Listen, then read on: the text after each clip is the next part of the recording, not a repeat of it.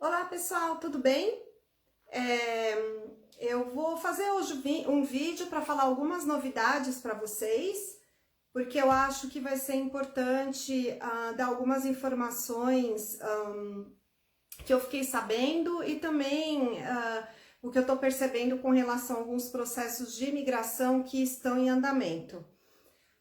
A primeira informação que eu queria dar para vocês é que vocês vão perceber que existem algumas pessoas que estão tendo o visto de estudos recusado no Oriente Médio. Aí você vai falar assim, nossa, mas eu sou brasileiro, eu apliquei através do Consulado do Canadá em São Paulo, como é que meu pedido está sendo analisado na Jordânia?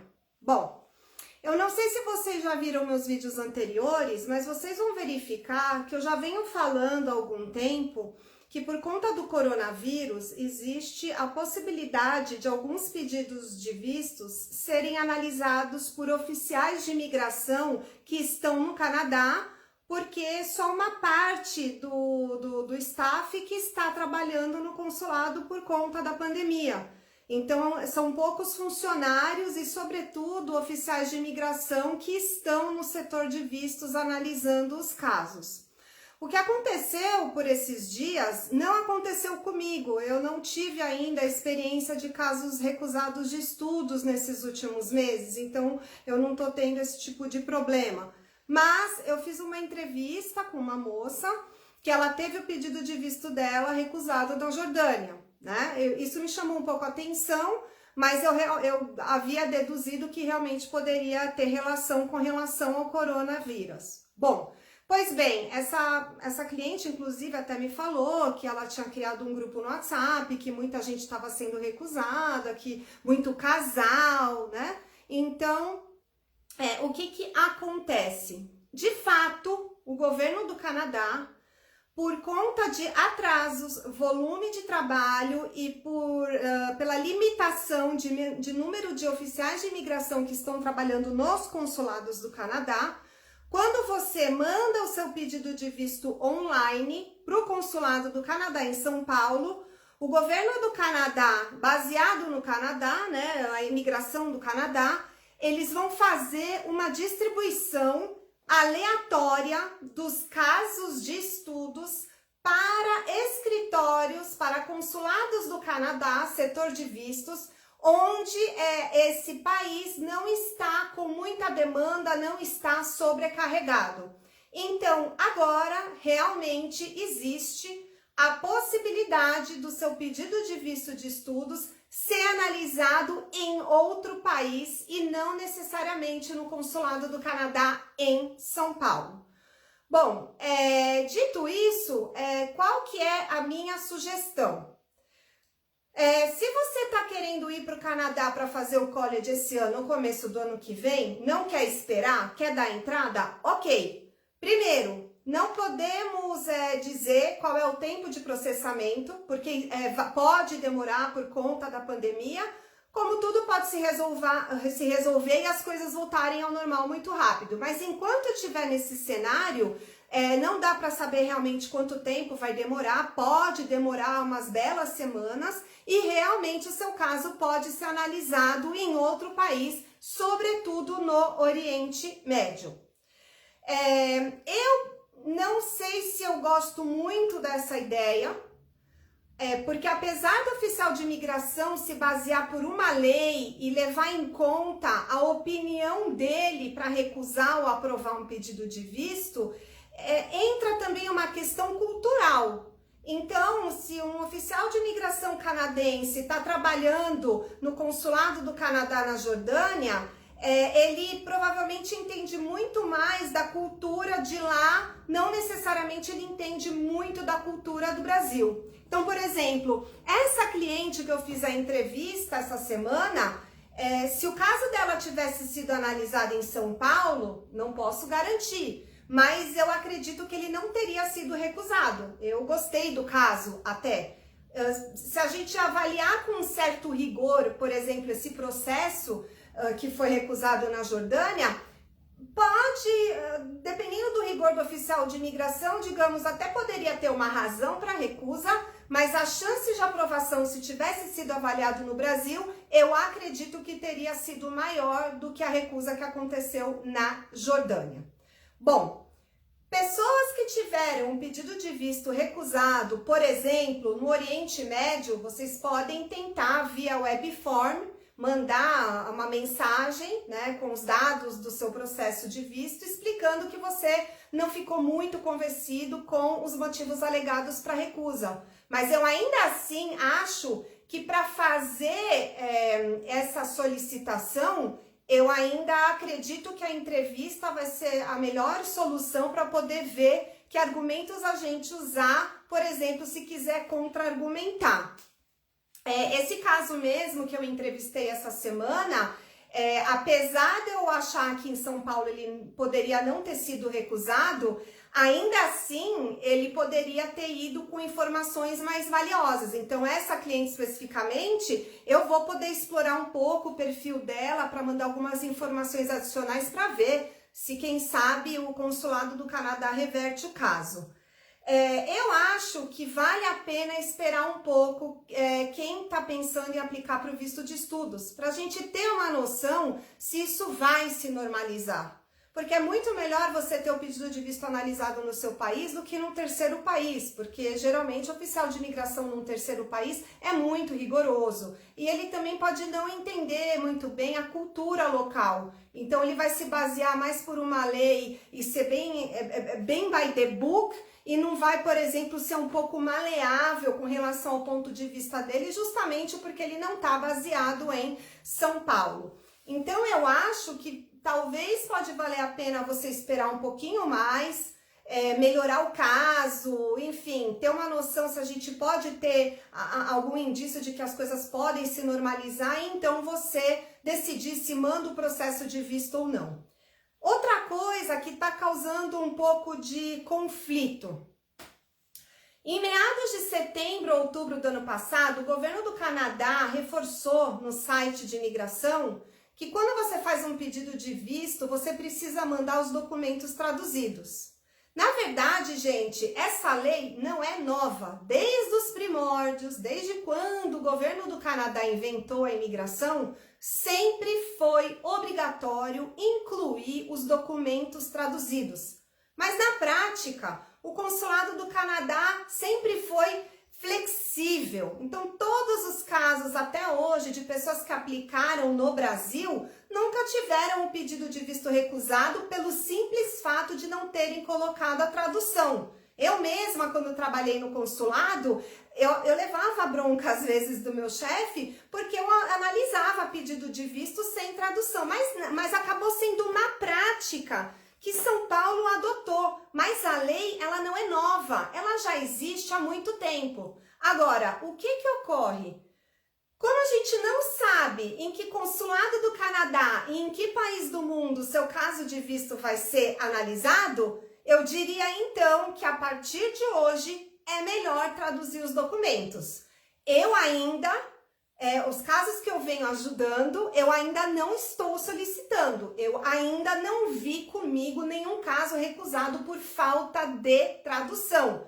Se tivesse um caso que fosse recusado por isso, eu nunca deixaria passar batido documentos em português. Então, por enquanto, eu não estou exigindo, mas para poder preservar o próprio cliente, porque a tradução juramentada é muito cara. E se você realmente quer montar um pedido de visto consistente, você pode gastar aí em torno de 3, 4, 5 mil reais brincando em tradução juramentada. Então, se você for dar entrada hoje no pedido de visto, sabendo que ele poderá ser analisado num outro país, você vai ter que saber selecionar muito bem o que você quer colocar nessa aplicação, porque você vai ter que traduzir, tá? Eu ainda não estou exigindo dos meus clientes. Eu tô na dúvida se eu vou começar a pedir ou não a partir de amanhã, mas talvez eu acho que eu vou começar a exigir, tá? Mas eu ainda não vi ninguém sendo prejudicado exclusivamente por conta disso, mas a gente vê que o governo do Canadá reforçou essa informação no site, então fica realmente claro que pode ser recomendável traduzir, ok?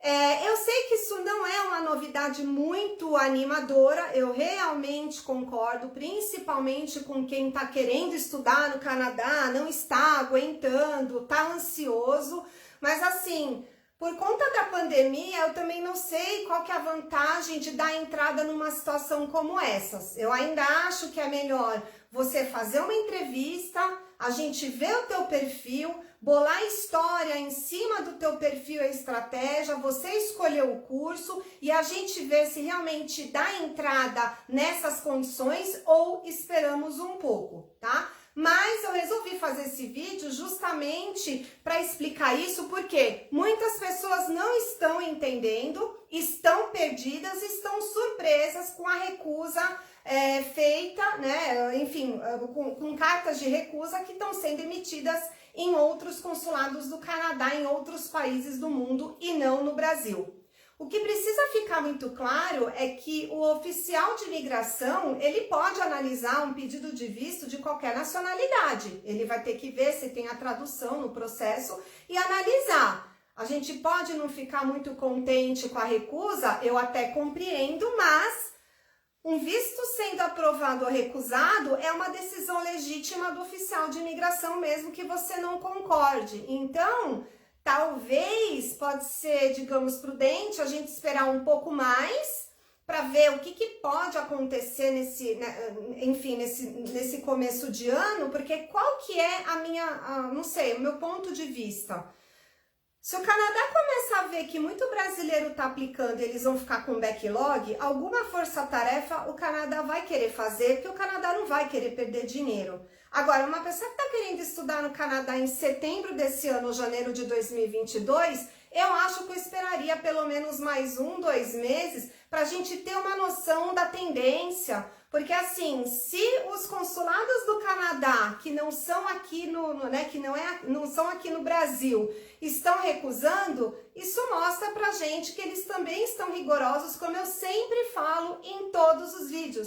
Se aqui o pessoal já estava rigoroso, imagine um outro cônsul que vai analisar esse caso num outro país. Então eu acho que realmente vale a pena fazer esse pedido de visto com uma certa calma, até porque o VAC tá meio lerdo para a questão do agendamento de biometria também, porque estão atrasados. Então, assim, eu acho que atrasado por atrasado, pode ser mais interessante esperar um pouco mais, preparar esse pedido de visto e juntando dinheiro para a gente ter uma noção se o VAC vai voltar à normalidade, se o consulado vai voltar à normalidade, e aí a gente falar, não, a gente já esperou o que deu, agora vamos aplicar e vamos torcer para tudo dar certo, tá?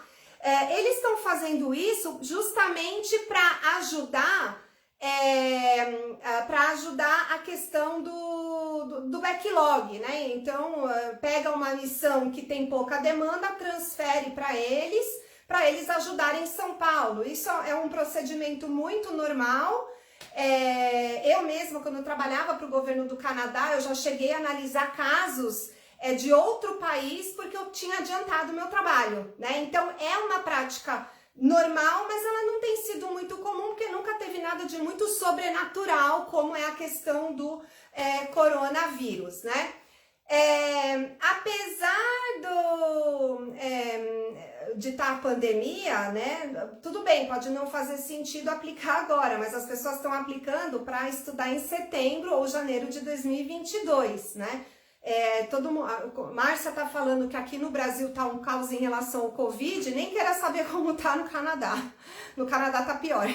Canadá tá pior, inclusive você não pode receber visita, você não pode, eles estão muito rigorosos, você pode ser preso. Então, aqui a gente ainda tá um pouco, tem assim, uma certa, enfim, alguns políticos um pouco tomando atitudes que eu particularmente não concordo muito, mas aqui a gente ainda tá com um pouco mais de liberdade em relação ao Canadá. No Canadá as coisas estão realmente bastante rigorosas.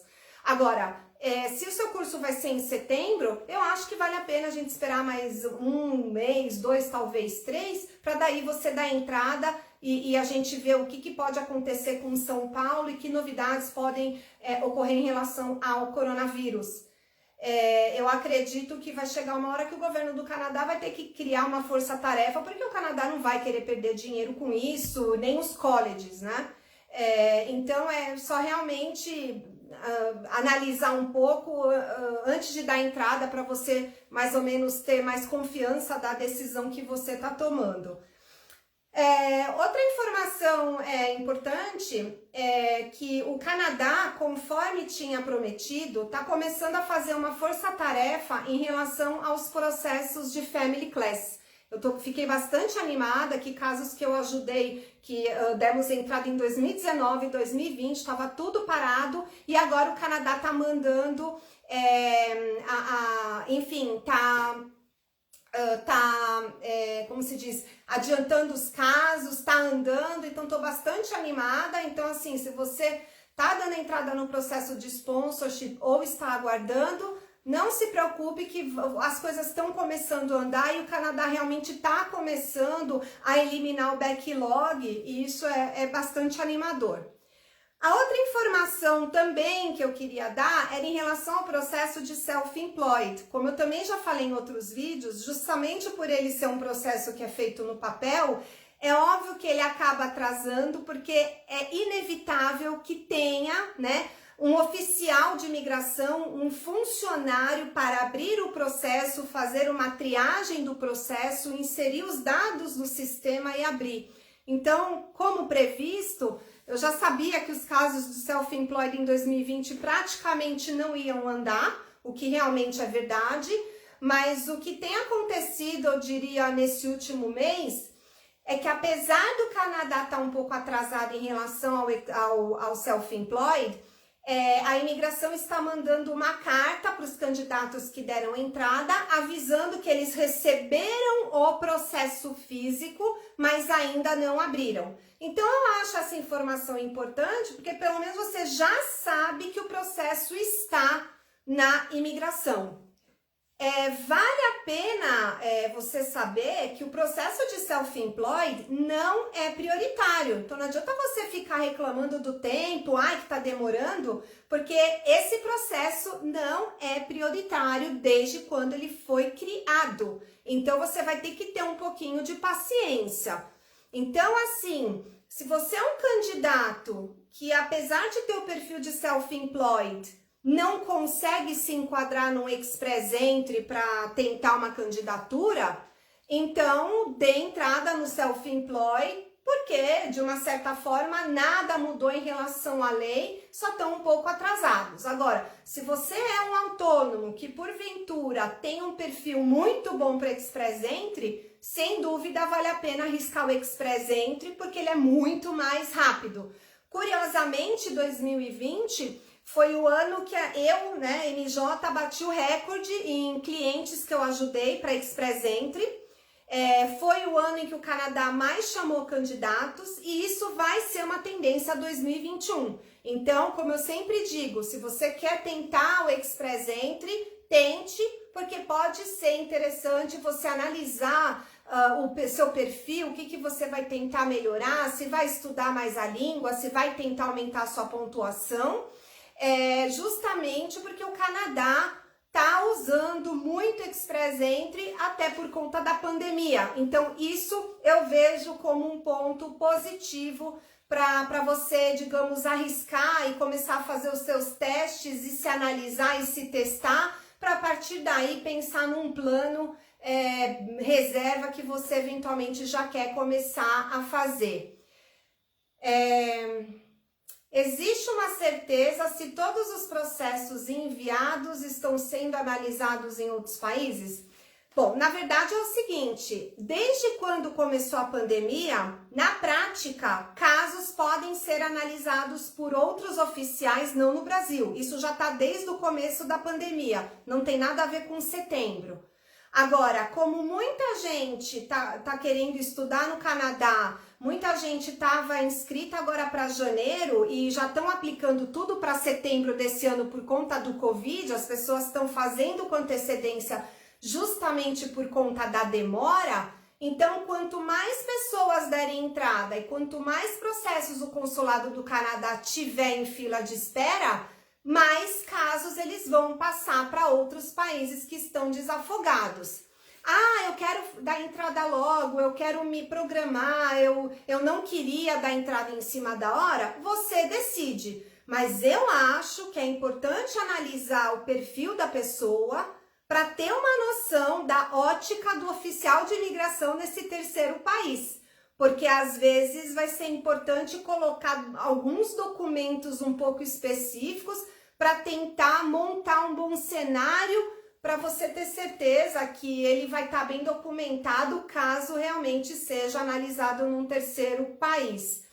As pessoas que andaram tendo a recusa agora na Jordânia, eu acho legal também analisar para ver o que elas não mandaram ou como contra-argumentar para ver se consegue reverter o caso. Eu sei que essa história da pandemia não é muito animador, eu realmente concordo, mas a gente vai ter que ter um pouco de paciência, a gente tem que pensar pelo lado positivo, que é você tem tempo para se programar, tem tempo para juntar dinheiro e o melhor, esperar o dólar abaixar, porque para todo mundo isso é muito melhor, né? Então, na verdade, era por isso que eu queria fazer esse vídeo, para vocês ficarem atentos, e qualquer dúvida, me mandem e-mail, né? E aí eu explico como eu trabalho, mas a questão do seu plano de ir para o Canadá, fica tranquilo que você vai poder fazer o seu plano. O Canadá deixa muito claro que não tem intenção de fechar as portas, não tem intenção de acabar com a imigração, não tem intenção, pelo contrário, o Canadá criou muitos mecanismos em 2020 para não prejudicar estudante internacional, para não prejudicar trabalhador estrangeiro. Então a gente percebe que o governo ele está preocupado com todo mundo que está dentro do Canadá. A gente só tem que ter um pouco de paciência por conta aí dessa segunda onda, enfim. Então, é uma coisa um pouco chata, mas no final tudo vai se resolver. Então, só tome cuidado como você está preparando o seu processo, né? As dicas que você está obtendo, é importante você ser criterioso, porque não dá para usar um plano igual para todo mundo se existem pessoas que podem ter um estilo de vida completamente diferente. Então é importante levar isso em consideração, tá bom? Então, gente, era isso que eu queria deixar aqui para vocês como recado. E eu espero que logo as coisas voltem ao normal, porque para mim também, eu garanto para vocês que não é uma situação nada confortável essa história do coronavírus, não é só para quem está querendo ir para o Canadá, mas a gente realmente vai ter que ter um pouquinho de paciência. O que eu consigo obter de informação junto ao governo do Canadá, eu tento obter para poder passar confiança para as pessoas, e realmente eu tive a informação oficial sobre isso. Então foi por isso que eu resolvi fazer o vídeo, porque existem agências que não sabem, não estão entendendo o que está acontecendo, então é bom a gente já ficar de olho e vão acompanhando as notícias para ver, né, quando tudo vai voltando um pouco à normalidade, e isso vai dando algumas dicas pra gente, tá bom? Espero que vocês tenham uma ótima semana e muito obrigada para quem me acompanha nas redes sociais.